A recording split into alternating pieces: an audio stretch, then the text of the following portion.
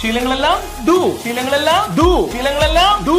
നിങ്ങൾ ചായ കുടിക്കാറുണ്ടോ? Do you drink tea? Do you smoke? Yes no. അത് എല്ലാവർക്കും മനസ്സിലായി. പക്ഷെ ഒരു കാര്യം കൃത്യമാണ്, ശീലങ്ങളെല്ലാം ഡു. ഇതാണ് ആദ്യത്തെ കോഡ്. അതെ, അടിപൊളിയല്ലേ? ഇത്രയ്ക്ക് ധൈര്യം ഞാൻ എന്റെ ചാൾസ് ശോഭരാജിൽ മാത്രമേ കണ്ടിട്ടുള്ളൂ എന്ന് പറഞ്ഞ പോലെ ക്ലാസ് അസാധ്യ എനർജിയാണ്. നമുക്ക് ഇങ്ങനെ ഇവിടെ വന്നിട്ട് ഇംഗ്ലീഷ് പഠിക്കുന്ന സമയത്താണ് തോന്നുക നമ്മളെയൊക്കെ പണ്ട് സ്കൂളിൽ പഠിപ്പിച്ച പല ടീച്ചേഴ്സിനെയും കിണറ്റിലുണ്ടാവും പോയിട്ട് എങ്ങനെയൊക്കെയാണ് പറയേണ്ടത് അതെ ഒന്ന് കാണിച്ചു കൊടുക്കാനായിട്ട് നമുക്ക് തോന്നി. ഇത് കേട്ടപ്പോ എനിക്ക് തോന്നിയത് ആറന്മുള പോയിട്ട് നമ്മൾ വഞ്ചിപ്പാട്ട് പാടൂലേ? വള്ളസദ്യ. വള്ളസദ്യയുടെ സമയത്ത് വഞ്ചിപ്പാട്ട് പാടൂ. ആ വഞ്ചിപ്പാട്ടിനെ അനുസ്മരിപ്പിക്കുന്ന തരം ക്ലാസ് ആയിരുന്നു. അങ്ങനെയാണെങ്കിൽ അതുകൊണ്ട് വാ. അതെ, ശരിക്കും ആ ആവേശം മുഴുവൻ ഈ ക്ലാസ്സിൽ ഉണ്ടായിരുന്നു എന്നുള്ളതാണ്.